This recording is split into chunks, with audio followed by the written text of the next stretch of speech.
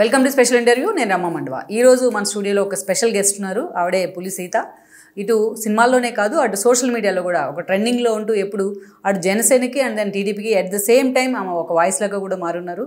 అలాంటి పులి సీత గారు ఈరోజు మనతో పాటు ఉన్నారు. ఆవిడతో మనం మాట్లాడే ప్రయత్నం చేద్దాం. నమస్తే సీత గారు. నమస్తే అండి. ఎలా అండి, ఒకసారి మీ ట్రెండ్స్, మీ సోషల్ మీడియాలో మీ వాయిస్, వీటన్నిటి గురించి చెప్పే ముందు ఒకసారి మీ చైల్డ్హుడ్కి వెళ్దాం. మీ ఆరిజిన్ ఎక్కడి నుంచి స్టార్ట్ అయింది? మాది నెల్లూరు డిస్టిక్లో ఒక చిన్న పల్లెటూరు మారుమూల గ్రామం అనమాట. సో మేము చాలా అంటే మా నాన్నగారు వ్యవసాయమే, మేము పెద్ద ఉన్నోళ్ళమేం కాదు. మా నాన్న కూడా వ్యవసాయం. వ్యవసాయము చాలా మంచిగా ఉన్న దాంట్లోనే చాలా ఉన్నతంగా పెంచారు మా నాన్నగారు. తర్వాత చదువుకునడానికి కూడా నాకు బాగా ఈరోజు ఈ పాలిటిక్స్ మీద వెళ్ళడానికి ప్లస్ మన బాబు గారు అంటే ఇంత అభిమానం చెందడానికి రీజన్ ఏంటి అని అంటే, నేను 6th 7th క్లాస్లో మా ఊర్లో ఉండింది. సో తర్వాత ఫర్దర్ స్టడీస్ కోసం పక్క ఊరికి వెళ్ళాల్సి వచ్చింది. సో అప్పుడు మా నాన్నగారు మన డబ్బులు ఎంత వద్దులేమో అది అనుకున్న నేపథ్యంలో బాబు గారు జన్మభూమి సైకిల్ అని ఇచ్చారు. సో నాకు అప్పటి నుంచి బాగా అభిమానం అనమాట. మనకి ఏదైనా కావాలనుకున్న టైంలో సో ఎవరైనా మన చేతికి ఏదైనా ఇచ్చినప్పుడు ఎంత ఆనందంగా ఫోకస్ అంతా వెళ్తారు. నిజంగా ఎవరు ఏంటి అప్పటి వరకు తెలియకపోతుండే. సో అప్పుడు పలానా చంద్రబాబు నాయుడు గారు ఇట్లా ఇచ్చారు అని అప్పుడు స్టార్ట్ అయింది. అప్పుడు ఆ విధంగా 10th అయిపోయింది. మా ఊరి నుంచి మేము సైకిల్ దొక్కుంటూ 10th క్లాస్ కంప్లీట్ చేసాం. తర్వాత ఇంటర్మీడియట్ కంప్లీట్ చేసాం. తర్వాత డిగ్రీ. సో ఇలా ఆ సైకిల్తో ఇంత జర్నీ మొదలైంది. ఆ తర్వాత మ్యారేజ్ అయింది. మా వారు నన్ను ఇష్టపడి పెళ్లి చేసుకున్నారు. ఓకే. తర్వాత 17 ఏళ్ళకి పెళ్ళయింది. 18 అనుకుంటా, 18 వచ్చింది, పెళ్ళయింది. 3 పిల్లలు. 21 సంవత్సరాలు వచ్చేసరికి 3 పిల్లలు. ఇండివిజువాలిటీ ఉంది మిమ్మల్ని చూస్తుంటే. అంత చిన్న వయసులో పెళ్లికి ఒప్పేసుకున్నారు మరి? అంటే అప్పుడు మన పల్లెటూరులో అలాగే ఉంటారు కదా. సో మంచి సంబంధం వస్తే చేయాలనే చూస్తారు. సో మా అక్క, మా అన్న, నేను లాస్ట్. సో అన్నకి అక్కకి ముందు పెళ్ళిళ్ళు అయిపోయాయి. తర్వాత లాస్ట్లో నాకు. తర్వాత పెళ్ళిళ్ళు అయిపోయి పిల్లలు పుట్టారు. పిల్లలు పుట్టిన తర్వాత అనుకోకుండా హైదరాబాద్కి రావడం. హైదరాబాద్లో కూడా నేను ఫస్ట్ వెల్లంకి స్వీట్ హోమ్లో మేనేజర్గా పనిచేయడం. తర్వాత South India shopping mall sales గర్ల్గా చేయడం. అక్కడి నుంచి మళ్ళీ ఆర్ఎస్ బ్రదర్స్లో అకౌంటెంట్గా పనిచేయడం. అక్కడి నుంచి ఫిలిం ఇండస్ట్రీకి ఎంటర్ అవడం. అక్కడి నుంచి ఇప్పుడు పాలిటిక్స్.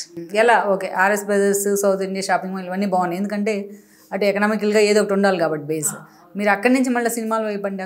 సినిమా వైపు ఏమైందంటే, నేను అకౌంటెంట్గా జాబ్ చేస్తున్నప్పుడు వీళ్ళు మామూలుగా వస్తారు కదా, యాడ్ షూట్ తీయడానికి వస్తారు కదా వాళ్ళు షాప్ అక్కడికి. సో అక్కడికి వచ్చినప్పుడు ఎవరో ఒక డైరెక్టర్ చూసి, నేను ఫైల్ తీసుకొని లోపలికి వెళ్ళున్నాను. చూసి హోమ్లీగా ఉన్నారు కదా మేడం, మీరు మూవీలో యాక్ట్ చేయొచ్చు కదా అని అన్నారు. అంటే సాక్షాత్తు భగవంతుడే వచ్చి నాకు చెప్పాడు ఏమో, నిజంగా నాకైతే తెలీదు. నిజం చెప్తున్నారు అమ్మగారు. అప్పటి వరకు నాకు ఫిలిం ఇండస్ట్రీ అనేది ఒకటి ఉంది, ఇలా యాక్ట్ చేస్తారు నిజంగా తెలియదు. నాకు అంత నాలెడ్జ్ లేకపోతుండే. నేను చిన్నప్పటి నుంచి నాకు డైలాగ్స్, ఈ పౌరాళిక డైలాగ్స్ అవన్నీ బాగా ఇంట్రెస్ట్ అనమాట. అంతేగాని ఇక్కడ ఎక్కడో మూవీలోకి వెళ్ళి యాక్ట్ చేయాలి ఇంత నాలెడ్జ్ ఆలోచన లేదు. ఆ తర్వాత నాకు తెలియదు సార్, నాకు అసలు అది ఎక్కడుందో కూడా తెలియదు, ఎక్కడ షూట్ చేస్తారో కూడా తెలియదు నాకు అని అంటే, బలదానివమ్మ ఇట్లా పలానా బోయపాటి గారు కొత్త వాళ్ళకి అవకాశాలు ఇస్తున్నారు, జై జానకి నాయక్ అనే మూవీ చేస్తున్నారు, అక్కడ కో డైరెక్టర్ గారి నెంబర్ ఇస్తాను, అక్కడికి వాళ్ళకి కాల్ చేయండి అని చెప్పేసి నెంబర్ ఇచ్చారు. ఆ నెంబర్ తీసుకొని అక్కడ కాల్ చేస్తే వాళ్ళు ఒకరోజు రమ్మన్నారు. వెళ్ళాను. ఆఫీస్కి వెళ్ళిన తర్వాత నేను మొట్టమొదటిసారి మాట్లాడిన వ్యక్తి బోయపాటి సార్. సో సినిమా చేసిన మొట్టమొదటి సినిమా అవకాశం ఇచ్చిన వ్యక్తి ఆయనే. జై జానకి నాయక్ నా ఫస్ట్ పిక్చర్. నేను వెళ్ళిన తర్వాత ఒక 10 రోజులకి, నాకు 10-15 రోజులకో కాల్ వచ్చింది, ఇట్లా లెక్చరర్ రోల్ ఉందని చెప్పేసి అన్నారు. అది చేశాను. సో నేను చూసుకున్నప్పుడు ఒక 10 years బ్యాక్ ఆ సీన్ చూసుకుంటే, అయ్యో అప్పుడు ఎలా ఉన్నానా ఇప్పుడు ఇలా ఉన్నానా అని చెప్పేసి నాకే కొన్నిసార్లు. అంటే ఫస్ట్ మీరు అటెంప్ట్లోనే ఫస్ట్ సెలెక్ట్ చేసేసేది చెప్పారు. ఆయన అడిగారు అప్పుడు, నీకు ఎట్లా ఇంట్రెస్ట్ ఏంటి అని అంటే, ఏదైనా డైలాగ్ చెప్పానంటే ఈ దానవీర సూరకర్ణలో మన ఎన్టీఆర్ గారి డైలాగ్ చెప్పేశాను అన్నమాట. ఆయన మొత్తం విని అయిపోయిందా అన్నాడు. అయిపోయిందా అంటే అయిపోయింది సార్ అన్న. ఓకే, వెరీ గుడ్ అని క్లాప్స్ కొట్టారు. సరే నువ్వు హ్యాపీగా అకౌంటెంట్గా జాబ్ చేసుకోమ్మా, నేను పిలుస్తారు ఇస్తారు అని చెప్పేసి చెప్పారు. అనుకున్న మాట ప్రకారం నాకు 10-15 రోజులు కాల్ వచ్చింది. వెళ్ళాను. నాకు అంతకుముందు అకౌంటెంట్గా జాబ్ చేస్తున్నప్పుడు నా శాలరీ 15,000. ఇక్కడికి వెళ్ళిన తర్వాత ఫర్ డే నా శాలరీ 4,500 ఫర్ డే రెమ్యూనరేషన్. ఇదేదో బాగుంది. దాదాపుగా వారం 8 రోజులు చేసాం. ఆ షూట్ రోజుకి 4,500 అంటే ఆ లెక్కన ఎంత, నెలంతా సరికి ఇది 15,000. సో ఏదో బాగా అనిపించింది, ఇది బాగుంది కదా అని చెప్పేసి ఇంక వెనక్కి తిరిగి చూసుకోలేదు. ఆ జాబ్కి ఇప్పుడు సార్కి చెప్పేసి రిజైన్ చేసి ఇంకా మూవీలో అయిన తర్వాత కొద్ది రోజుల తర్వాత చాలా కష్టపడ్డాను. తర్వాత మూవీస్ లేవు, ఎట్లా అనుకుంటా ఉన్నాను. ఒక 3-4 నెలలు బాగా సఫర్ అయ్యాను. సరే ఉన్న దాంట్లోనే ఏదో చేసుకుంటూ ఇదైపోయాను. తర్వాత ఇంకా ఆటోమేటిక్గా సెట్ అయిపోయాను. అంటే మీరు వన్స్ మూవీస్లోకి రావాలంటే మీ ఫ్యామిలీ ఇన్స్టిట్యూషన్ కానీ వాళ్ళ సపోర్ట్ కానీ ఎలా ఉంది? సో నేను మూవీలోకి రావడానికి ముఖ్యంగా ఒక 5 మంది 6 మంది గురించి చెప్పాలండి. వాళ్ళ 6 మందిలో ఫస్ట్ వ్యక్తి నా హస్బెండ్, నా భర్త నాకు ఇచ్చిన ఒక మోరల్ సపోర్టు ఏదైతే ఉందో అది. తర్వాత మా అత్త, మా మామయ్య, తర్వాత నా 3 పిల్లలు. సో వీళ్ళకు 6 సపోర్ట్ లేకపోతే ఈరోజు ఈ పులి సీత అనేది ఈ స్థితిలో ఉండేది కాదేమో. వీటన్నిటికంతా మించి ఈరోజు నేను సక్సెస్ అయ్యాను అంటే నా వెనకతల నా హస్బెండ్ ఉన్నాడు, నా భర్త. ఈ క్రెడిట్ మొత్తం ఆయనదే, నాకొద్దు. దెన్ సీత గారు, ఫస్ట్ మిమ్మల్ని మీరు స్క్రీన్ మీద చూసుకోవడం జై జానకి నాయకలోనే, దాంతోనే కదా, ఆ మూవీతోనే, ఎలా అనిపించింది? చాలా హ్యాపీ అనిపించిందండి. అంటే చాలామంది అక్కడ సీన్స్ ఏమన్నా ఒకవేళ ఇదైపోతే తీసేస్తారు, అది ఇది కట్టింగ్లకు పోతుంది, కావాలని చేయరు కానీ ఎక్కువైనప్పుడు పోతాయని చెప్పేసి అంటుంటే విన్నాను అనమాట. అట్లా ఈ సినిమాలో నేను కనపడినా అని చెప్పేసి అన్నారు. కొంచెం మేము వెళ్ళేటప్పుడు కూడా మా వారితో కొంచెం బంధువులు కూడా ఎందుకు ఫిల్మ్ ఇండస్ట్రీ ఎవరికి ఇష్టం లేదు అది ఇది ఆబ్వియస్లీ అన్నారంట. మా వారు అదేం లెక్క చేయలేదు. నా భార్య మీద నాకు నమ్మకం ఉంది. నేను నా భార్యకి నేను చెప్పుకుంటాను, ఒక ధైర్యం చూడండి మగాడికి. నిజంగా అండి, మగాళ్ళు అలా ఉంటే ఆడది ఏమైనా చేస్తుంది. జస్ట్ సపోర్ట్ చాలు కదా. ఆ నమ్మకాన్ని నిలబెట్టుకున్న వాళ్ళే ఆడది. మళ్ళీ నమ్మకం ఇచ్చాడు కదా, వదిలేశాడు కదా అని చెప్పి ఇష్టం వచ్చినట్టు బిహేవ్ చేయడం కూడా కాదు. సో అతనికి తగ్గట్టు అతను నమ్మి నన్ను పంపించాడు అని అంటే అతని నమ్మకాన్ని నేను ఎంతవరకు ఒమ్ము చేయకుండా నిలబెట్టాను అనేది నా మనసుకు మాత్రమే తెలుసు. ఇంకా బయట వాళ్ళు ఏమనుకున్నా నాకు సంబంధం లేదు. కానీ అవునా ఇట్లా ఏనుగు వెళ్తా ఉంటే కుక్కరు ఎగ్జాక్ట్లీ మా వారు కూడా ఇదే మాట అన్నారు. ఏనుగు వెళ్తూ ఉంటే కుక్కలన్నీ మురుగుతూ ఉంటాయి, అవన్నీ పట్టించుకోవాల్సిన అవసరం లేదు సీత అని అంటాడు. ఆ తర్వాత మీ హస్బెండ్ పేరండి? ఉదయ్ కుమార్ గారికి నా తరపున థ్యాంక్స్ చెప్పండి. ఓకే, రేపు ఈ వీడియో చూపిస్తాను మీకు. అయితే అవునా మాకు ఇష్టం లేదని అంటే ఓకే అన్న, మీకు ఇష్టం లేకపోతే ప్రాబ్లం లేదులే అని చెప్పేసి సో కొన్ని ఇయర్స్ అవాయిడ్ చేయడం జరిగింది అందరూ. Okay, no problem. దెన్ అక్కడి నుంచి మీ సినిమా ప్రస్థానం అంటే ఏం చెప్తారు? అక్కడి నుంచి కొన్ని అప్ అండ్ డౌన్స్ అని అంటే ఒక్కొక్కసారి మూవీ అవకాశం రాకపోవచ్చు, ఒక్కోసారి అట్లా సఫర్ అయినాను. కానీ తర్వాత స్టిల్ మళ్ళీ ప్రతి ఒక్క మూవీలో చిన్న రోల్స్, ఐ రోల్స్, ఈ రోల్స్ చేసి చాలా బిజీ అయిపోయాను. చాలా మూవీస్ చేశాను. అంటే చాలా వరకు మనం రెమ్యూనరేషన్ తీసుకొని మధ్యలో మూవీ ఆగిపోయిన మూవీస్ బోల్డ్ అని ఉన్నాయి. ఓకే, అవన్నీ కొన్ని రిలీజ్ కాకుండా ఉంటాయి కదా, మధ్యలో ఆపేసి ఇదే చేసిన వాళ్ళు ఉంటారు కదా. మనకేంటి, మన అమౌంట్ మనకి ఇచ్చేస్తారు. వాళ్ళు ఆగిపోయారా ఇంకేం చేశారో మనకు సంబంధం లే. ఫిలిం ఇండస్ట్రీలో లాస్ కాకుండా ఉండేది ఒక యాక్టర్సేనండి. ఎగ్జాక్ట్లీ. మిగతా అందరు కొంత ప్రొడ్యూసర్లు లాస్ అవుతాడు. అట్లా బాగా అనిపించింది. తర్వాత ఇంకా నాకు ఇండస్ట్రీ అంతా ఓకే అండి. కళ్ళమ్మ తల్లి నిజంగా నన్ను హక్కును చేయించుకుంది. ఈరోజు నేను 10 సంవత్సరాలు వెయిట్ చేసినప్పటికీ నాకంటూ ఒక మంచి రోజు వస్తుంది. ఒక కంపెనీ ఆర్టిస్ట్ నుంచి ఒక క్యారెక్టర్ ఆర్టిస్ట్ నుంచి ఈరోజు ప్యాడింగ్ ఆర్టిస్ట్ వరకు ఎదిగానంటే 3 స్టెప్పులు ఎదిగాను. సో అది కేవలం నా భర్త చెప్పిన మాటలు కానీ, నా నడవడికి కానీ, నా వే ఆఫ్ టాకింగ్ కానీ, వే ఆఫ్ బిహేవియర్ కానీ ఈరోజు ఈ స్థాయికి వెళ్ళడానికి దోహదపడ్డాయి. సో అందరూ ఆ విధంగా ఉంటారని కూడా, ఉండాలి అని కూడా నేను చెప్పను. ఎవరి యొక్క వ్యక్తిగతం వాళ్ళది, ఎవరి యొక్క మనస్తత్వాలు వాళ్ళే. నేను బాగా ప్రేమించింది నా భర్తని, నా పిల్లల్ని, నా ఫ్యామిలీని. కాబట్టి ఈరోజు ఈ పొజిషన్లో ఉన్నాను. సో ఇట్లాంటి విషయాన్ని కూడా ప్రతి ఒక్క లేడీ అర్థం చేసుకోవాలి. అంతే. మీకు బాగా పేరు తెచ్చిన సినిమా ఆ రోల్ అంటే F3 మూవీ అండి. F3 మూవీలో అంటే చాలా సినిమాలు చేశాను కానీ అన్ని చిన్న రోల్స్ చేసుకుంటూ వెళ్ళానులే. కానీ F3 మూవీలో వెంకట్రావు వైఫ్ క్యారెక్టర్ బాగా ఇదైపోయింది అనమాట. సో ఎవరు పట్టినా మీరు F3లో వెంకట్రావు పెళ్ళాం కదా, నేను లైవ్ పెట్టినా కూడా ఆ వెంకట్రావు పెళ్ళాం గారు బాగున్నారా అండి అని అంటే నేను ఉదయ్ గారి భార్యనండి అని చెప్పాలి. నేను వెంకట్రావు జస్ట్ క్యారెక్టర్ అయిపోయిందండి సినిమా. ఇప్పుడు నేను ఉదయ్ కుమార్ భార్య అని చెప్పేసి అంటే ఏమో అండి బాగా చేశారు, అసలు ఆ సిగ్గుపట్టం, మీరు బాగా ఇన్వాల్వ్ అయిపోయారు దాంట్లో అని చెప్పేసి. అది తర్వాత నెక్స్ట్ దేవరా, మొన్న వచ్చిన దేవరా మూవీలో ఆ తంగా కాంబినేషన్లో ఫస్ట్ హీరోయిన్ జాహ్నవి కపూర్ కాంబినేషన్లో ఆ మాట్లాడడం, ఆ యొక్క వే ఆఫ్ డైలాగ్ మాడ్యులేషను, ఆ వెళ్ళడం కానీ టకా టకా అంట సూపర్, అసలు నాకు బాగా నచ్చింది.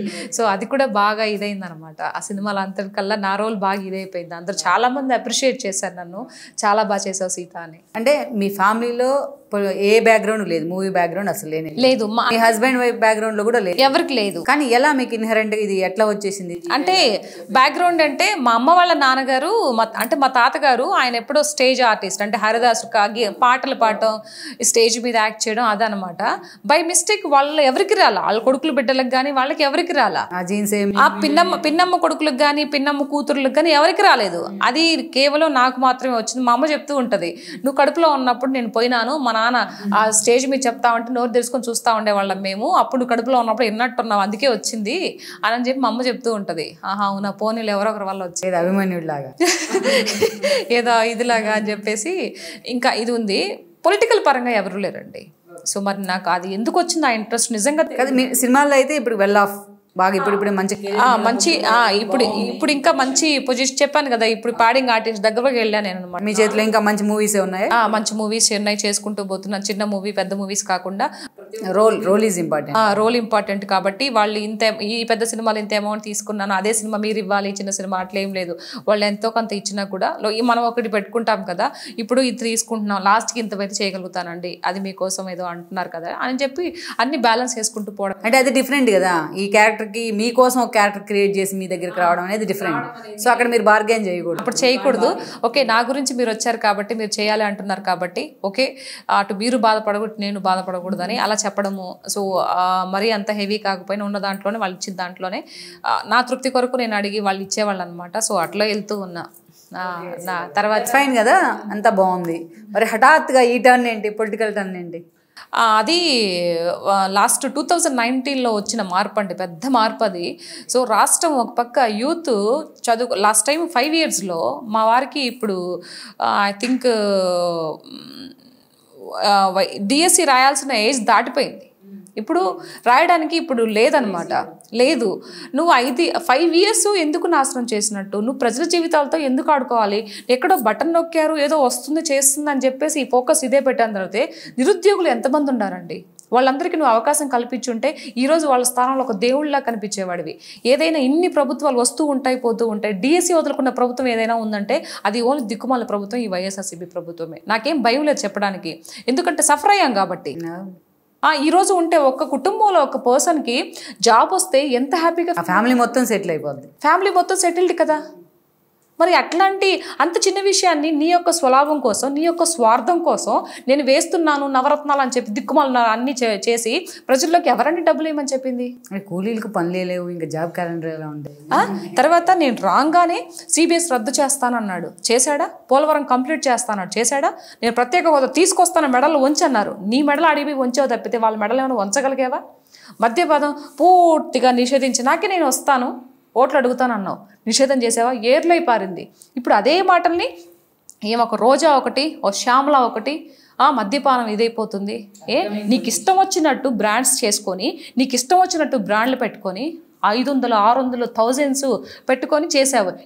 ఇప్పుడు ఉన్నా కూడా లిమిట్లోనే గవర్నమెంట్ ఏదైతే రేట్ ఉందో ఆ రేటు ప్రకారం చేసుకుంటావు. నువ్వు తీసుకున్నంత బ్లాక్ మనీ కాదంటావా? దీనికి సమాధానం ఓన్లీ క్యాషే, మళ్ళీ ఓన్లీ క్యాషే, నో ఆన్లైన్ పేమెంట్. మరి ఈ డబ్బులంతా ఏం చేసావు నువ్వు?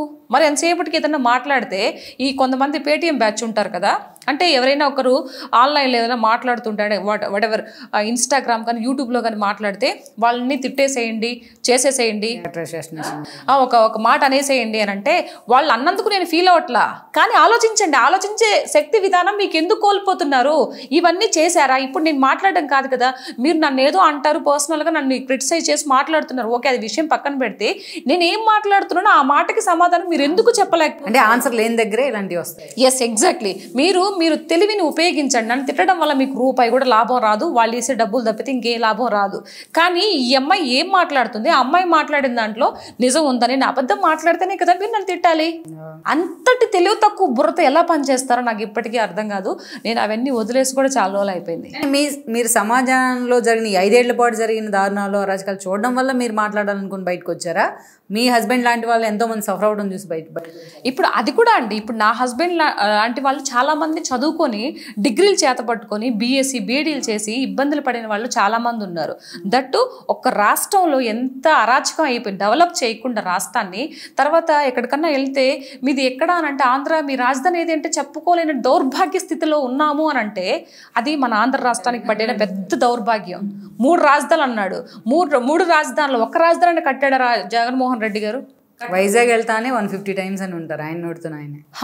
అదేమన్నా చేశారా? సో ఇలాంటివన్నీ చేయాల్సిన డ్యామేజ్ అంతా రాష్ట్రానికి చేసేసి ప్రజల్ని ఇదంతా చేసేసి నేను నేరుగా ఒక బటన్ నొక్కేశాను వాళ్ళ జోబీలో డబ్బులు పడ్డాయంటే నువ్వు సోమరబోతలు చేస్తున్నావు వాళ్ళని. ఎందుకు? అవసరం ఏముంది? అక్కడ కలిగిందండి నాకు, అక్కడ వచ్చినటువంటి మార్పు ఇది. రాష్ట్రం బాగుపడాలి అంటే ప్రజలకు డైరెక్ట్గా డబ్బులు ఇస్తే కాదు, రాష్ట్రం అభివృద్ధి చేస్తే, కంపెనీస్ తీసుకొస్తే, కొంతమందికి ఉద్యోగాలు ఇస్తే అక్కడ రాష్ట్రం డెవలప్ అవుతుంది. ప్రతి ఒక్క ఇంట్లో 1 లైట్ 2 లైట్లు వెలుగుతాయి, మంచిగా పుష్టిగా ఉంటారు, వాళ్ళ పిల్లలు బాగుంటారు, వాళ్ళ పిల్లలకి మంచి చదువులు కానీ మంచి పెళ్ళిళ్ళు కానీ ఇది చేస్తారు. ఇవేం లేకుండా నువ్విచ్చే 1000కి 2000కి 1500కి బాగుపడతాయి జీవితాలు? ఆ మాత్రం తెలీదా? ఆఫ్టర్ ఆల్ నాకే ఒక చిన్న పేద కుటుంబంలో నుంచి వచ్చిన నాకే అట్లు ఇట్లు మాటలు రాకుండా ఉన్నటువంటి నాకే ఇంత నాలెడ్జ్ ఉంటే ఒక స్టేట్కి సీఎంగా చేసిన వాళ్ళకి మీకెంత నాలెడ్జ్ ఉండాలి? తెలీదా? మరి అన్నిట్లో ఫస్ట్ క్లాస్ స్టూడెంట్ అంటారు కదా. వీళ్ళు ఆయన దగ్గర ఉండే వాళ్ళు కూడా తెలుసుకోవాలి ఎవరు ఏం మాట్లాడుతున్నారు, దాంట్లో ఎంతవరకు నిజాయితీ ఉంది, ఎంతవరకు పాయింట్ ఉంది అనేది వాళ్ళు తెలుసుకొని మాట్లాడగలిగితే రాష్ట్రం డెఫినెట్గా డెవలప్ అవుతుంది. లేదు మా నాయకుడిని ఏమన్నా మేము ఒప్పుకోలేము, మేము ఇలాగే తిడుతూ ఉంటాం, ఇలాగే మేము అందరం చంపేసి డోడరీలు చేస్తూ ఉంటాం,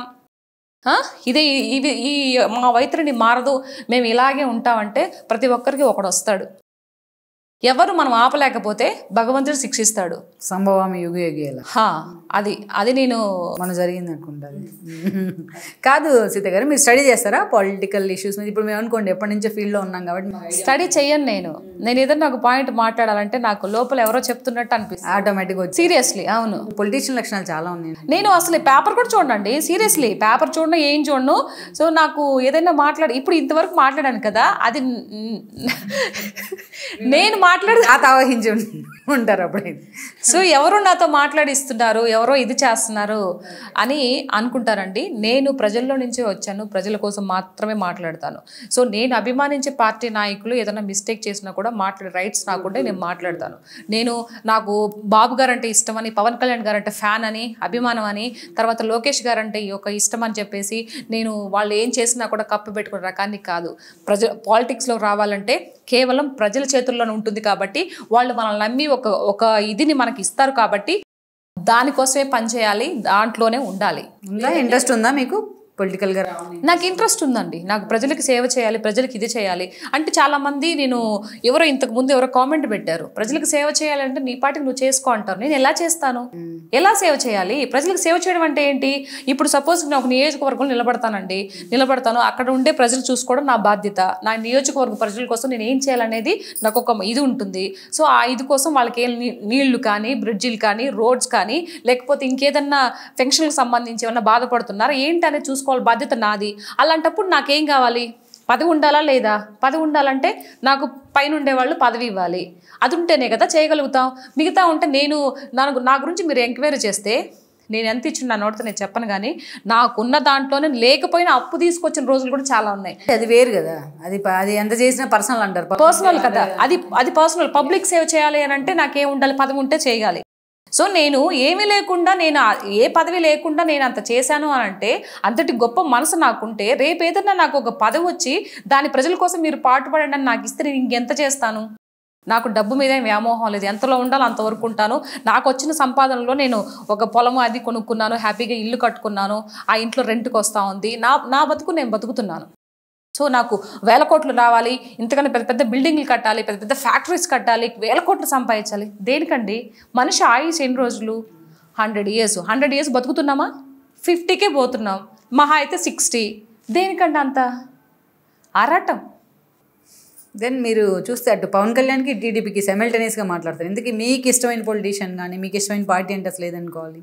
నేను ఫస్ట్లోనే చెప్పాను, నాకు ఇష్టమైన పొలిటీషియన్ ఒక విజనరీ లీడర్ ఉన్నటువంటి బాబు గారు. ఆయన చూసి నేను పాలిటిక్స్ అంటే నాకు సైకిల్ అంటే నందమూరి తారక రామారావు గారు టీడీపీ పార్టీని స్థాపించినప్పుడు అప్పుడు నాకు తెలియదు. మీరు ఇంకా ఇంతే ఉంటారేమో లేదా అసలు అప్పుడు తెలీదు. నేను 91 కిడ్ అండి. సరే అట్లయితే ప్రాబ్లం లేదు. అప్పుడు తెలియదు నాకు. సో నేను ఆయన ఒక బాబు గారు నాకు తెలుసు. సో అందరు చెప్పుకుంటుంటే అప్పుడు విన్నాను. మధ్యలో నాకు తెలిసినాక కూడా ఆయన సీఎం అయ్యారు. సో రాజకీయం అప్పుడు 2 రాష్ట్రాలు డెవలప్ అయినప్పుడు ఎంత బ్యాలెన్స్డ్గా ఆయన రాష్ట్రాన్ని ఇది చేశారో, చెట్టు కింద కూర్చొని పరిపాలన చేశారు, అదంతా మనం చూసాం. కాబట్టి తర్వాత దట్టు మన పవన్ కళ్యాణ్ గారు మొన్న రీసెంట్గా కానీ అంతకుముందు 2 సార్లు ఆయన ఓడిపోయినప్పటికీ కూడా ఆయన యొక్క యావదాస్తిని కూడా వచ్చిన రెమ్యునరేషన్ కూడా ప్రజల కోసం త్యాగం చేసినటువంటి గొప్ప మహోన్నతమైన వ్యక్తి ఎవరైనా ఉన్నారంటే అది పవన్ కళ్యాణ్ గారు. అంటే ఒక ఏదో ఆస్తుల మీద అంతస్తుల మీద ప్రేమ లేకుండా ఓన్లీ జనం కోసమే తను పాటుపడుతూ తనకు వచ్చిన కష్టపడి సంపాదన కూడా ప్రజల కోసమే త్యాగం చేసే వ్యక్తి ఉన్నారంటే సో పవన్ కళ్యాణ్ గారిని చూసి ఎంతో ఇన్స్పిరేషన్ అవుతుంది ఇప్పుడు వచ్చే జనరేషన్ వాళ్ళకి. సో ఎంత హుందాతనంగా మాట్లాడతారు. దట్టు బాబు గారు కానీ, చంద్రబాబు నాయుడు, మన పవన్ కళ్యాణ్ గారు కానీ, అండ్ లోకేష్ గారు కానీ సో ఎంత బాగా మాట్లాడతారు. మొన్న బాబు గారు జైలుకి వెళ్ళినప్పుడు లోకేష్ గారు చేసినటువంటి మాటలు ఏవైతే ఉన్నాయో, యువగళవాని పాదయాత్ర చేసినప్పుడు సో ఎంత మెచ్యూర్ మైండ్తో ఎంత ఇదిగా ఉన్నారో నాకు తెలిసి నెక్స్ట్ లోకేష్ గారు సీఎం అవుతారేమో అట్లా అనిపిస్తుందండి. అంత బాగా మారారనమాట. సో వీళ్ళ ముగ్గురు కూడా రామలక్ష్మణ్లాగా ఉండి వాళ్ళకి నా ఆయుష్ కూడా ఇచ్చి వాళ్ళు హ్యాపీగా ఉండాలని వాళ్ళ యొక్క విధి విధానాల్లో రాష్ట్రం ఎంతో సుభిక్షంగా ఉంటుందని నేను నమ్ముతున్నానండి. వాళ్ళకి ఆయు ఆరోగ్యాలు మంచిగా ఇవ్వాలని భగవంతుని కూడా కోరుకుంటున్నాను. కానీ మరి అలాంటి అంత బ్యాక్గ్రౌండ్ ఉన్న వాళ్ళని 5 ఏళ్ల పాటు వదిలిపెట్టలేదు, ఆఖరికి జైలుకి పంపించారు, కేసులు పెట్టారు, ఇంట్లో భార్యలని పిల్లల్ని కూడా లాక్కొచ్చారు రోడ్డు మీదకి. మరి మిమ్మల్ని ఏం అంటలేదా? అంటారు కదండి. ఇప్పుడు మనం అన్నిటికీ డిసైడ్ అయ్యే కదా వస్తాము. మహా అయితే ఏం చేస్తారంటే ప్రాణాలు తీస్తారు, అంతే కదా. ఇంకా ప్రాణాలు తీయకుండా ఇంకేం చేయగలుగుతారు, ఇంకొకటి చేయగలుగుతారు, చేస్తే చేయనివ్వండి. ఇప్పుడు నేను ఒక మంచి కోసం పాట పాడుతున్నప్పుడు, ఒక మంచి ధర్మంలో నేను వెళ్తున్నప్పుడు ధర్మో రక్షతి రచిత అన్నారు కదా. మరి ధర్మాన్ని నేను కాపాడినప్పుడు అది నన్ను కాపాడుతుంది కదా. మరి ఇలాంటి వాళ్ళు నన్ను టచ్ చేయడానికైనా ఇదవుతారా? అంటే వీళ్ళు ఎవరిని ధర్మం కాపాడలేదా? పవన్ కళ్యాణ్ని లేకపోతే చంద్రబాబు నాయుడిని మరి కాపాడారు కదా. కాపాడారు కాబట్టే కదా అధికారంలోకి వచ్చారా? కాపాడారు కాబట్టి, ధర్మం ఉంది కాబట్టి పవన్ కళ్యాణ్ గారు వచ్చి అడ్డంగా నిలబడిపోయి బాబు గారికి చేతిలో చేయేసి ఈరోజు తీసుకొచ్చి ఈరోజు కూటమి ప్రభుత్వంతో రాష్ట్రం ముందుకెళ్ళిపోతుంది. మరి ధర్మం ఉంది కదండి. ఎవరు చచ్చిపోయిందన్నారు ధర్మాన్ని? ధర్మాన్ని మనం కాపాడితే అది కంపల్సరీ కాపాడుతుంది. బాబు గారు 52 రోజుల పాటు జైల్లో పెట్టినప్పుడు ఏ ధర్మం కాపాడలేదు కదా. మరి ఇప్పుడు ఏదైనా ఒకటి జరగాలి అని అంటే దానికి పర్యాయపదంగా ఏదైనా ఉండాలి కదండి. తీసుకోవాలి తప్పులాగా పీక్స్లోకి వెళ్ళాలంటారా? మరి అంతే కదా.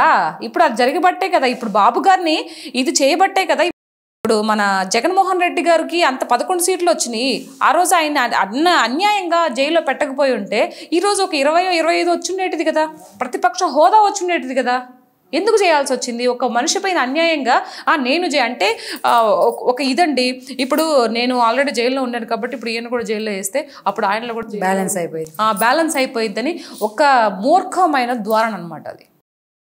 కాబట్టే కదా ధర్మం రక్షిస్తుందని ఎప్పుడు ఎక్కడికి పోదు. మరి ఇలాంటి ట్రోల్స్, ఇలాంటి న్యూసెన్స్ అంతా జరుగుతున్నప్పుడు పర్సనల్గా వ్యక్తిగతంగా తీసుకున్న సందర్భాలు ఉంటాయా? లేకపోతే ఇంతే లేదు డైరీగా వెళ్ళిపోతుంది? వ్యక్తిగతంగా ఏం తీసుకోనండి.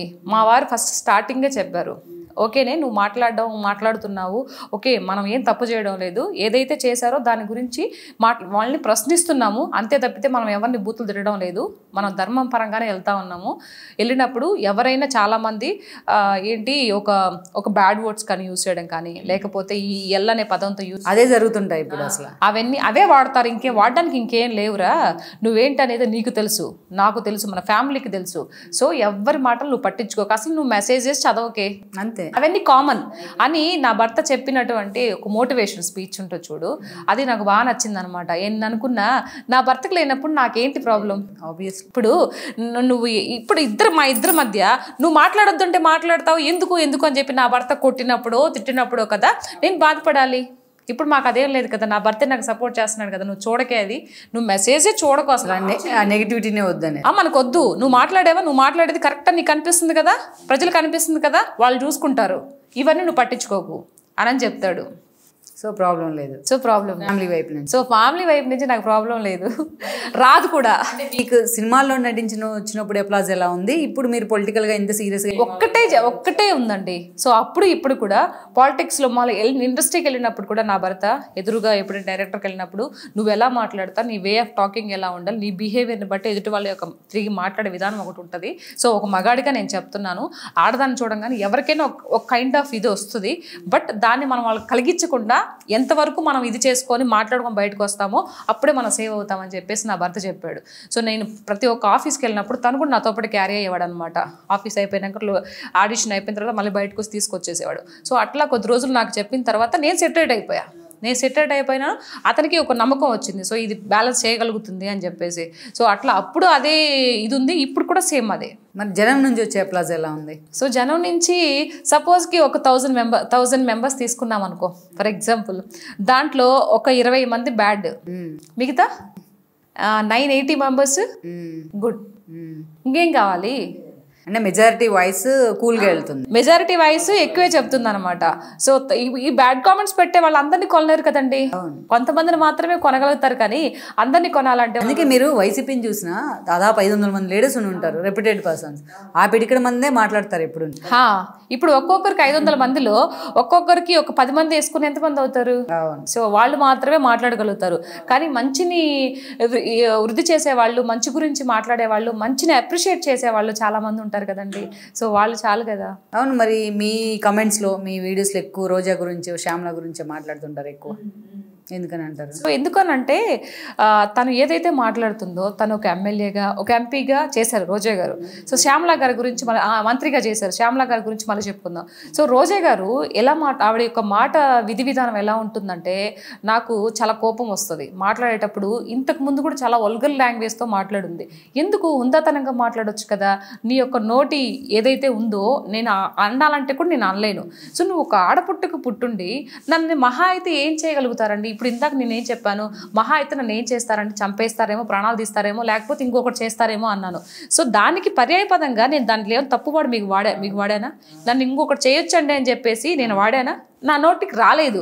బట్ అలాంటి నువ్వు ఆ మహా అయితే నన్ను ఏం చేస్తారు, రేప్ చేస్తారు, నువ్వు ఎందుకు అలాంటివి వస్తాయి నీకు మైండ్కి?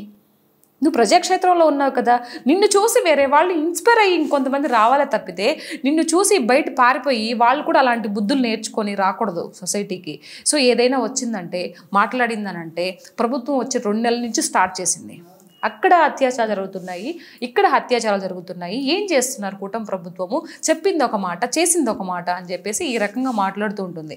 అత్యాచారాలు అనేటివి నువ్వు ప్రజల్లోకి వెళ్ళి, నువ్వు ఉన్నప్పుడు ఎమ్మెల్యేగా ఉన్నప్పుడు, లేదంటే మినిస్టర్గా ఉన్నప్పుడు నువ్వేమన్నా వెళ్ళి ఇలాంటి అవేర్నెస్ ఇచ్చావు? నేను ఇచ్చాను, అవేర్నెస్ ఇచ్చాను. నేనేం చెప్పాను? నేను ఎమ్మెల్యే కాలా, నీలాగా మంత్రిని కాలా, కానీ మీ పిల్లల్ని మీరు కాపాడుకోవాలి. మీరు మీ పిల్లల్ని చూసి స్కూల్స్ దగ్గర కానీ, కాలేజ్ దగ్గర కానీ ఎవరైనా ఏడిపిస్తున్నారా, మీ పిల్లలకి ఎట్లాంటి ఏమన్నా ఉందా, మీరు సీరియల్ కట్టేసి పిల్లల్ని కూర్చోబెట్టుకొని మాట్లాడండి. మీ పిల్లలకి parents are the first teachers కదా. పేరెంట్స్ మీ పిల్లలకి మీరు బాధ్యత వహించాలి. నేను ఎవరిని తప్పనడం లేదు. ఇంతకుముందు గతంలో వైఎస్ఆర్సీపీ ప్రభుత్వం ఉన్నప్పుడు ఎన్ని మానభంగాలు జరిగాయో అని మీరు చూసే ఉంటారు. దానికి కారణం జగన్మోహన్ రెడ్డి గారు అని చెప్పి నేను అన్నాను. ఇట్స్ రాంగ్ అది. ఎందుకు అనంటే ఏ ముఖ్యమంత్రి అయినా తన పనిలో, తన విధానం, విధి విధానాల్లో ఉంటాడు. ఇప్పుడు జగన్మోహన్ రెడ్డి గారు పలానా అమ్మాయిని మీరు రేప్ చేసేయని, చంపేసేయని చెప్తాడా?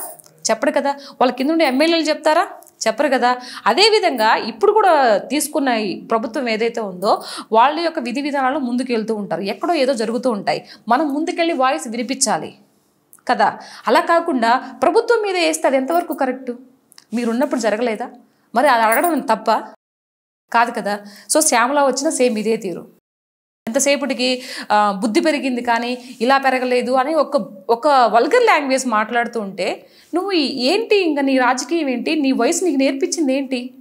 అంటే ఏదో పాజిటివ్ ఆర్ నెగిటివ్ ఆ వార్తలో ఉండాలనుకుంటుంది మీరు. అంటే దానివల్ల తనకి ఏదో ఇదవుతుంది అనుకుంటాం, కానీ తన వాల్యూ తను దించేసుకుంటుందని తనకు అర్థం కావట్లేదు. మనం ఏదైనా మాట్లాడితే రాజకీయ పరంగా హుందాతనంగా మాట్లాడాలి. ఒకటి ఇష్యూ జరిగినప్పుడు ఇలా జరుగుతుంది సార్, మీరు ఇది చూడండి, ఆ విధంగా చేసేవాళ్ళు ఎవరి మాన ప్రాణాలైనా ఒకటేనండి, వాళ్ళని ఇది చేయండి సార్, వాళ్ళు కఠినంగా శిక్షించండి అని చెప్పుకోవాలి. ఎందుకంటే ఇప్పుడు ఒకప్పుడు ప్రతిపక్షంలో ఉండేవాళ్ళు ఈరోజు హోదాలో ఉన్నారు కాబట్టి నువ్వు రిక్వెస్ట్ చేసుకోవాలి. అలా కాకుండా నువ్వు ఓడిపోయావు, నగరీలో ఓడిపోయావు, అలాంటప్పుడు నువ్వు ఎలా మాట్లాడాలి? అవన్నీ వదిలేసి స్కూల్ ఆఫ్ వైఎస్ఆర్సీపీ అనుకోవాలి. అంటే వాళ్ళ దగ్గర నుంచి వచ్చే వాళ్ళంతా వాళ్ళకి ఒక పాఠాలు నేర్పించేసి బయటకు వచ్చేసారండి. అంటే ఎంతసేపటికి ఇలా బూతులు తిట్టి మాట్లాడేస్తే ఇష్యూ డైవర్ట్ అయిపోద్దిగా. అసలు మెయిన్ ఇష్యూ ఏదైతే ఉందో ఇది కూడా ఈనపడకుండా చేస్తారు. నాకు నిజంగా ఒకటి అనిపిస్తుంది రమ్మగారు, నిజంగా నాకేదన్నా ఒక పదవి ఏదన్నా ఇస్తే, అంటే ఇవ్వాలని కోసం నేను చెప్పడం లేదు, నిజంగా ఇస్తే కనుక ఈ యొక్క అత్యాచారాలు ఏవైతే జరుగుతున్నాయో ఆడవాళ్ళ గురించి నా మైండ్లో చాలా థాట్స్ ఉన్నాయండి. పోరాడాలి, ఇట్లాంటి జరగకుండా చూసుకోవాలి అనే ఒక ఇదైతే బలంగా ఉంది. ఎవరు మహిళల మీద కూడా అత్యాచారాలు జరగకూడదండి, ఆపాలి. నేను పెట్టినట్టు నువ్వు వీడియోలో ఒక్కటి కూడా పెట్టలేదు కదా, నేనన్నా పెట్టా, నువ్వు పెట్టలేదు. ఎప్పుడు నీ చేతిలో ఇంకా మైక్ ఉంది, నువ్వు చెప్పాలంటే ఎన్ని చెప్పకూడదు, నువ్వు వాయిస్ వినిపించే ఇది ఉంది. ఎంతసేపటికి ఒక పర్సన్ గురించి భజన చేయడం తప్పితే ప్రజల గురించి మాట్లాడు. నువ్వు ప్రజల కోసం ఏదో సేవ చేస్తాననే కదా వచ్చావు. ఆవిడ ఉన్నప్పుడు ఆ తిరుపతిలో పక్కన ఒక అమ్మాయి చిన్నపిల్లని గుడిలో పెళ్ళైతే పెళ్ళికి వెళ్తే ఆ అమ్మాయిని తీసుకెళ్ళి వికట జీవిగా చేశారు మార్నింగ్ కల్లా, రేప్ చేసేసి. మరి నువ్వు స్పందించావు అప్పుడు ఎక్కడికి వెళ్ళావు? నేను తిరిగి నిన్నంటే ఆవిడ మాట్లాడుతుంది, అప్పుడు ఎవరి నోట్లో పెట్టుకొని ఉన్నావు, ఇట్లాంటి మాటలు మాట్లాడుతుంది. అప్పుడు ఏం చేయాలి? బెట్టుతో కొట్టాలా లేదా? కొట్టాలి, అవునా లేదా? నోట్లో పెట్టుకోవడాలు, చెవులో పెట్టుకోవడాలు ఏంటిది? ఈ వల్గర్ లాంగ్వేజ్ ఏంటి? నిన్ను చూసి రేపు జనరేషన్ నేర్చుకోవాలా? ఎగ్జాక్ట్లీ అక్కడ చూసి వచ్చిందండి నాకు. అలా ఎందుకు మాట్లాడతారు రాజకీయ నాయకులు, ఎందుకు మాట్లాడతారు అని. చట్టసభలో చట్టాలు చేసేవాళ్ళు, మళ్ళీ మరి ఇంప్లిమెంట్ చేసేవాళ్ళు. మళ్ళీ అంటే వీళ్ళు మరి ఒక టిపికల్ లాంగ్వేజ్ అండి, ఇది ఎప్పుడూ లేదు, వరస్ట్ లాంగ్వేజ్ అండి. ఇప్పుడు టీడీపీ వాళ్ళు ఉన్నారు కదా, ఇప్పుడు మన అనిత గారు ఉన్నారు కదా, మన హోమ్ మినిస్టర్ అనిత గారు ఉన్నారు కదా, అనిత గారు ఎలా మాట్లాడతారు? మరి ఆవిడ కూడా లేడీయే కదా. ఆ అనిత గారి గురించి ఎంత వరస్ట్గా మాట్లాడారండి. ఇంకొకటి ఏంటంటే నాకు ఏడుపుచ్చే సిచ్యువేషన్ ఏంటంటే, ఈరోజు వైఎస్ఆర్సీపీ 11 సీట్లకి పరిమితం అవ్వడానికి కారణం, ఇంకా నెక్స్ట్ ఎలక్షన్లు కూడా 8 సీట్లు రావడానికి కూడా కారణం గుర్తుపెట్టుకోండి. 8 సీట్లను ఎందుకు అంటున్నానంటే జరగబోయేది ఇదే. ఎందుకు వచ్చినాయి అనంటే, అంతమంది అసెంబ్లీలో ఒక్క ఆడదాని గురించి మీరు ఒక ఎక్లివేషన్గా మాట్లాడారు చూడు. అసలు ఇప్పుడు మాట్లాడాలంటే టీడీపీ భారతీ గారి గురించి మాట్లాడలేదా? వాళ్ళ పిల్లల గురించి మాట్లాడలేదా? లేకుంటే ఆవిడ జగన్మోహన్ రెడ్డి వాళ్ళ అమ్మగారి గురించి మాట్లాడలేదా? మాట్లాడాలంటే ఎంతసేపు అండి? నిజాలు వాస్తవాలు ఏం ఉన్నా లేకపోయినప్పటికీ మాట్లాడాలంటే ఎంతసేపు? ఇప్పుడు మీ వాళ్ళ చేత మమ్మల్ని మాట్లాడిస్తున్నారు కదా, లంచాలు అమ్మిడేని మాట్లాడిస్తున్నారు కదా, మేము తిరిగి మాట్లాడాలంటే ఎంతసేపు? రెస్పెక్ట్, లేడీస్కి రెస్పెక్ట్ అనమాట. అంత ఇది ఉన్నప్పుడు మొత్తం ఇది ప్రపంచం యావత్ తెలుగు 2 రాష్ట్రాలు చూస్తున్న ఇది అసెంబ్లీ, ఏది ఒక దేవాలయం లాంటి అసెంబ్లీలో ఉన్నాము అని చెప్పి, అది కూడా ఒక విచక్షణ కోల్పోయి ఎక్కిలి నవ్వులు నవ్వుకుంటూ ఒక ముఖ్యమంత్రి హోదాలో ఉన్న వ్యక్తి, ప్రతిపక్ష హోదాలో ఉన్నటువంటి తండ్రి వయసున్నటువంటి ఒక వ్యక్తి గురించి ఈ బిడ్డ పుట్టలేదు అంటే పుట్టుక గురించి మాట్లాడారంటే అంతకైనా దౌర్భాగ్యం ఇంకోటి ఉంటుందా? నిజంగా అండి ఆ రోజు నాకు చాలా ఏడుపు వచ్చింది. ఆయన కూడా ఏడ్చాడు, అరగంట సేపు. అంత నీచంగా మాట్లాడతారు, అంత నీచంగా చూస్తారు ఆఫ్టర్ ఆల్ రాజకీయం కోసం. అలా చేసి ఆమె పాలిటిక్స్లోకి వాళ్ళ వాయిస్ పెంచారు ఆవిడకి. ఎప్పుడు బయటికి రాని ఆవిడ కూడా చక్కగా మాట్లాడి ఈరోజు బయటకు వచ్చి చక్కగా మాట్లాడడం నేర్చుకుంది. ఈరోజు జబర్దస్త్గా మాట్లాడుతుంది. ఆ విధంగా అప్పుడు వచ్చిన కోపం అండి నాకు. రాజకీయ పరంగా చేయాలి తప్పితే ఇంట్లో లేడీస్ని తీసుకొని వచ్చి ఒక వల్గర్ లాంగ్వేజ్ని పరిచయం చేసి ఇప్పుడు ఉండే వాళ్ళు కూడా ఆ విధంగా ఒక టెర్రరిస్ట్ లాగా తయారు చేస్తున్నారు వీళ్ళు వైఎస్ఆర్సీపీ వాళ్ళు. సో భగవంతుడు అనేవాడు ఉంటే ఎప్పుడు ఆయన గుర్రం మీద వస్తాడంట, ఎవరు కలిపురుషుడు ఇప్పుడే వస్తాడు వీళ్ళ దెబ్బకి. నిజమండి అలా అనిపిస్తుంది నాకు. ఒక్కోసారి చాలా ఎమోషనల్ అయిపోతాను నిజంగా ఆ మాటలు విన్నప్పుడు. చాలా బాధ అనిపిస్తుంది. ఈ జనరేషన్ ఏం నేర్చుకోవాలి? దేవుడి దగ్గర అదే భాష, అసెంబ్లీలో అదే భాష, బయట అదే భాష. ఏంటి ఆ భాష ఏంటి? మనం మాట్లాడేది ఒక ముఖ్యమంత్రి హోదాలో ఉన్నప్పుడు నువ్వు ఎలా మాట్లాడాలి? నువ్వు ఆ మాట మాట్లాడినందుకు ఆ రోజు రోజా, ఈ జగన్మోహన్ రెడ్డి వీళ్ళంతా నవ్వుతూ ఉన్నారు. నెక్స్ట్ జగన్మోహన్ రెడ్డి గెలవడండి. ఈ పాయింట్ నోట్ చేసుకోండి. నిజం చెప్తున్నా. సరే, మీరు ఇష్టపడే పొలిటీషియన్స్ పరిపాలన వచ్చింది, వాళ్ళ కూటమి ప్రభుత్వం అధికారంలో ఉంది, ఎలా ఉందంటారు? 7-8 నెలలు ఆల్రెడీ గ్రేస్ పీరియడ్, అవును, హనీమూన్ పీరియడ్ కూడా అయిపోయింది. ఎలా ఉంది పరిపాలన? సో చాలా బాగుందండి. అన్నిటికన్నా గొప్పగా చెప్పాలి విషయం ఏంటి అని అంటే, నేను మొన్న నరవాడ యంగమ్మ తల్లికి వెళ్ళాము, మా ఊరు దగ్గర ఉందన్నమాట. అయితే అక్కడ మేము వింజమూరు నుంచి ఎప్పుడైనా ఆత్మకూరికి రావాలంటే బస్సులో ఈవెన్ అట్టు ఇట్టు అది బస్సు అయినా సరే, ఆటో అయినా సరే, ఏదైనా సరే నడులు ఇరిగిపోవడమే అనమాట. అట్లాంటిది ఈరోజు పాలు పోసి పాలు ఎత్తుకోవచ్చండి. అంత నీట్గా ఉండే రోడ్లు. సో పవన్ కళ్యాణ్ గారు వాళ్ళ గ్రామాల్లో చెప్పినట్టు సిమెంట్ రోడ్లు వేసారు. మిగతా వీళ్ళు ఈయన మన రామనారాయణ రెడ్డి గారు ఆయన రోడ్లు వేసారు. అటు సైడ్ వేరే నియోజకవర్గం వాళ్ళు వేసారు. సో ఎంత పర్ఫెక్ట్గా ఉన్నాయో రోడ్లన్నీ, అసలు చాలా నీట్గా ఉన్నాయండి. కారు వెళ్తుంటే సౌండ్ కూడా రావడం లేదు, అసలు అంత బాగున్నాయి అసలు రోడ్లు. ఒకటే సరిపోతాయా మరి? లేదు చెప్తున్నా, ఇంకా చెప్తాను. రోడ్లు వేశారు, తర్వాత దాదాపుగా 1,00,000 పైన చిలుకు ఉద్యోగాలు ఇచ్చారు, తర్వాత కంపెనీస్ తీసుకొచ్చేసారు.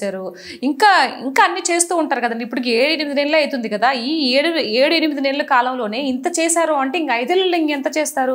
మనం టైం ఇవ్వాలి కదా. రేపు మే నుంచి ఆ తల్లికి వందనం అని చెప్పేసి వేస్తానని చెప్పి బాబు గారు చెప్పారు. ఈయన జగన్మోహన్ రెడ్డి గారు ఉన్నప్పుడు వాళ్ళ భార్య కూడా చెప్పారు, భారతి గారు, ఎంతమంది ఉంటే అంతమందికి ఇచ్చేస్తామమ్మా అన్నారు. తీరా అయిపోయిన తర్వాత దానికి కండిషన్స్ పెట్టారు. సో మాకంటే ఏది లేదనుకో. తర్వాత ఇప్పుడు బాబు గారు చెప్పారు ఎంతమంది ఉంటే అంతమందికి ఇస్తా అన్నారు. రేపు ఒకవేళ ఈయనప్పుడు అడుగుతాం కదా, అప్పుడు క్వశ్చన్ చేస్తాం. బాబు గారు మీరు ఇలా అన్నారు కదా, అడిగేటప్పుడు కూడా క్వశ్చన్, ఎవరినైనా క్వశ్చన్ విమర్శించేటప్పుడు కూడా ఒక పద్ధతి ఉంటుందండి. మన పద్ధతి క్రాస్ చేసి మాట్లాడకూడదు. ఏదంటే take respect and give respect అంటారు కదా. మనం పద్ధతిగా అడిగినప్పుడు ఎదుటి వాళ్ళు పద్ధతిగా సమాధానం చెప్తారు. కానీ ఈ వైసీపీ ప్రభుత్వం అలా కాదు. అంటే ఎక్కువ రోజులు పట్టట్లేదండి. మమ్మల్ని ఎందుకు అడుగుతారు మీరు అదే అని చెప్పేసి నోరు కప్పెట్టాలి. ఎవరైతే వాయిస్ రేస్ చేస్తున్నారో, ఎవరైతే నిజాలు మాట్లాడుతున్నారో వాళ్ళని నోరు నొక్కియడం కోసం ఇలాంటి వల్గరమైనటువంటి మాటలు మాట్లాడతారు. అవన్నీ పట్టించుకునే స్థితిలో లేవు, పరిస్థితులు అసలు రావు కూడా.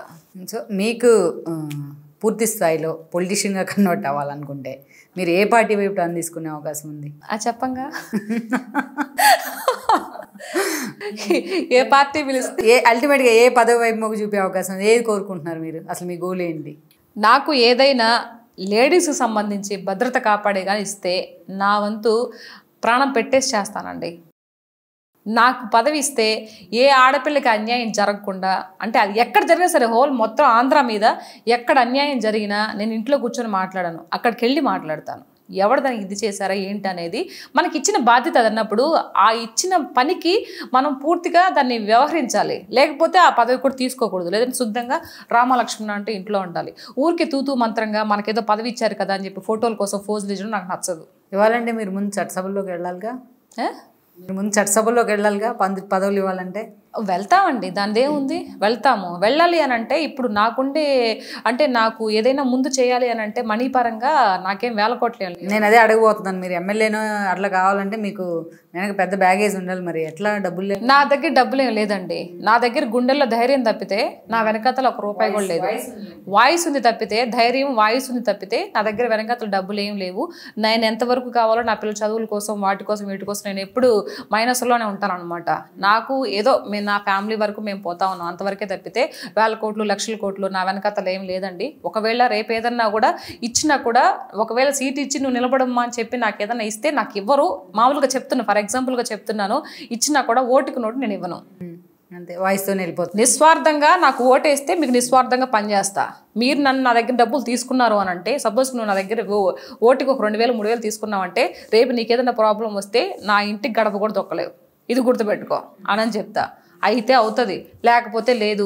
మంచిగా ఈ అమ్మాయి మంచి చేస్తుంది, అమ్మాయి దగ్గర ఉండే దాంట్లోనే ఇంత ఇచ్చిందంటే అమ్మాయికి పదవి ఇస్తే ఇంకెంత చేస్తుంది అనే ఒక తత్వం అయితే నేను సంపాదించుకున్నాను నా చుట్టుపక్కల ఊర్లలో. ఆ విధంగా నన్ను ఇచ్చి ఏదన్నా ఉండి గెలిపించుకుంటే చేస్తాను తప్పితే ఓటుకి డబ్బులు ఇచ్చి చేపించి రాకు నేను కాదు, నాకు వద్దు కూడా. మరి ఇంత వాయిస్ వినిపిస్తూ ఉన్నారు, అటు జనసేన తరపున, టీడీపీ తరపున, అటు బాబు గారు కానీ, లోకేష్ గారు కానీ, పవన్ కళ్యాణ్ గారు కానీ పిలిచారా, మాట్లాడుతున్నారు? ఇప్పుడు లేదండి, ఎవరు చేయలేదండి. అంటే నాకు వస్తుంది కూడా నేను అనుకోవట్లేదు. పిలిస్తే మటుకు ఇప్పుడు ఇలా ఉన్న వాయిస్ ఇంకొంచెం బిగ్గరగా, ఇంకొంచెం అంటే అన్ని మోరల్ బూస్ట్ మీ ఇంకొంచెం ఎక్కువగా, అంటే ఇంకా అన్ని తెలుసుకొని, ఇప్పటి వరకు నేనేం చూడను, పేపర్ కూడా చదవను నేను. ఇప్పుడు ఏ నాలెడ్జ్ లేకుండా, ఏమి న్యూస్ కూడా చూడకుండా ఇది చేస్తున్న ఈ అమ్మాయి రేపు వెనకతలో ఒకరుండి నువ్వు ఇది చేయమ్మా, నీ మంచి ఇది ఉంది అని చెప్పి నాకు ఎవరన్నా మొరల్ సపోర్ట్ కానీ ఇస్తే నేను డెఫినెట్గా ఇంకొంచెం బాగా చెప్పడానికి, ఈ ప్రభుత్వం ఏది మంచి చేసినా ఏదైతే దాని ప్రజల్లోకి ముందు తీసుకెళ్ళడానికి నా వంతు నేను కృషి చేస్తాను.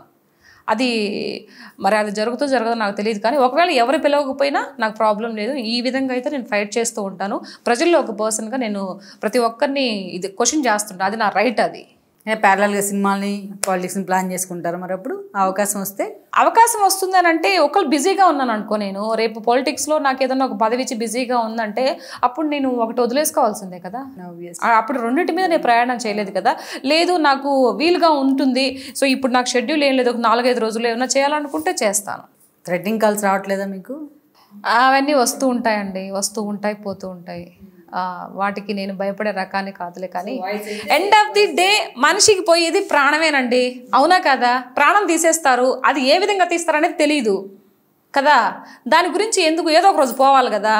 కానీ పోనీ ఒక మంచి విమర్శించినందుకు ఒక మంచి మనిషి ప్రాణాలు తీసేశారని చరిత్రలోకి ఎక్కొచ్చు కదా. నేను అలాగే అనుకుంటాను, ఏం పర్వాలేదు. ఇప్పుడు మీదంతా ఒక ఎత్తు అయితే మీరు మాట్లాడే నెల్లూరు స్లాంగ్ ఇంకొక ఎత్తు. ఆ క్వశ్చన్ అడగకుండా నేను మిమ్మల్ని ఇంటర్వ్యూ కంప్లీట్ చేయాలి. ఓకే, సో మీరు నెల్లూరు స్లాంగ్ ఇప్పుడు దాకా మీరు చెప్పిన వాటిల్లో మంచి డైలాగ్స్ అంటే ఏం చెప్తారు? మంచి డైలాగులు నెల్లూరు స్లాంగ్లో మా రోజక్క తిడతాను కదా నేను. అప్పుడు ఎట్లా అంటే, ఏం మే రోజక్క బాగున్నా, బాగానే ఉంటావులే, ఏదో చెప్తా ఉండవు కదా, ఏంది మే జానీలు అంటే ఎవరు మే వాళ్ళ? ఓమే మీరు పార్టీలో ఉన్నప్పుడు ఎంతమంది ఆడపిల్లల మీద అత్యాచారం జరిగింది మే, అప్పుడు యాడిపోయినావు నువ్వు? ఓహో చెన్నై పోయి బీచ్లో ఉన్నావా, ఈత కొడతా ఉన్నా?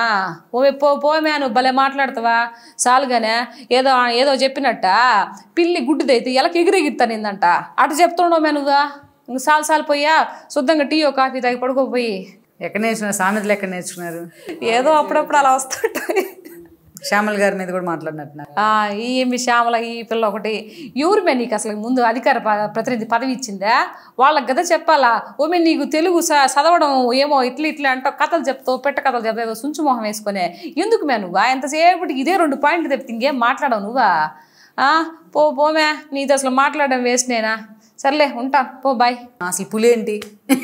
ఇంటి పేరండి, పులి అనేది నా ఇంటి రియల్ టైగరా? ఇంకా అంతే అయిపోయినట్టుంది. ఎస్, ఇంటి పేరు.